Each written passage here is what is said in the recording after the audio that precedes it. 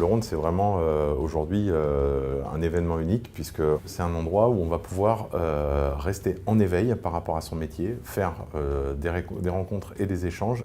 L'idée, effectivement, c'est de connaître un peu les caractéristiques des différents partenaires de ce secteur et de pouvoir nouer des contacts, éventuellement des partenariats. On a à la fois des fabricants, des négociants et d'autres métiers connexes. Et donc cette table ronde remplit tout à fait son rôle de faciliter les interactions et le partage de connaissances. On ne se voit pas tous les jours entre confrères, hein, donc c'est bien d'avoir ce genre de réunion un petit peu cadrée sur des thématiques.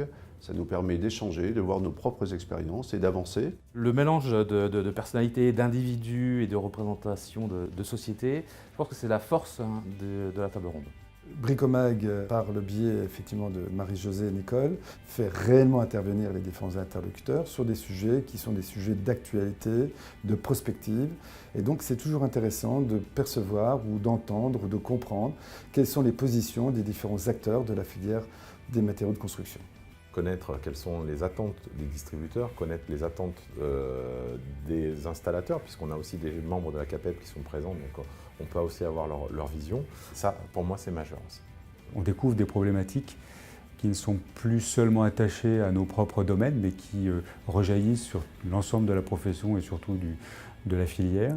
Il est clair que les mutations sur le numérique, sur la robotisation, sur le magasin de demain, et sur les attentes de nos clients sont extrêmement importantes. Là, on voit qu'on est tous confrontés au même problème et que vraisemblablement, on a encore plus à travailler ensemble, que ce soit sur les big data, que ce soit sur la BIM, que ce soit sur les solutions de paiement, que ce soit sur, d'une manière générale, l'animation des réseaux.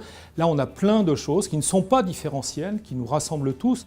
C'était plutôt pertinent d'avoir les visions à la fois sur la partie libre-service, sur la partie chauffage sanitaire, de telle façon qu'on voit un peu comment nos partenaires négociants arrivent à surfer sur cette reprise que nous attendions tous et qui est là aujourd'hui devant nous. Comme la conjoncture évolue, les techniques évoluent, les gens changent, les gens évoluent et on apprend toujours, on apprend à tout âge. Tout le monde est concerné par les questions qui sont posées.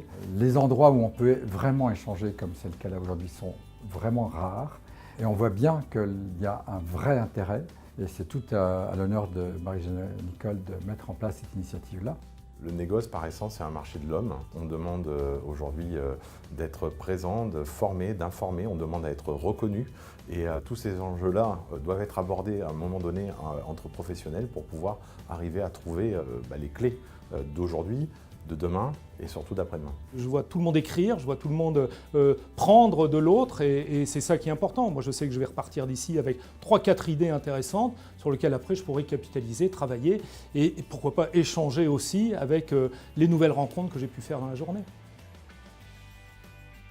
Notre troisième table ronde de négoce vient de se terminer. On peut dire que c'était un succès. On avait d'abord un très beau plateau avec des participants fidèles et d'autres, des nouveaux qui viennent mais qui sont très intéressés. On a réussi à regrouper des fabricants, des distributeurs, des experts. Et ce qui est intéressant, c'est que tout cela se passe dans une grande bonhomie et avec des échanges conviviaux, sympathiques, mais en même temps très animés, contradictoires. Et les professions ont besoin de dialogue, ont besoin de se parler. Les fabricants et les distributeurs ont besoin d'échanger. Ils ont besoin de se mettre à niveau et de rencontrer des experts sur l'évolution de leur marché, de façon à créer un melting pot qui permet de se poser les bonnes questions.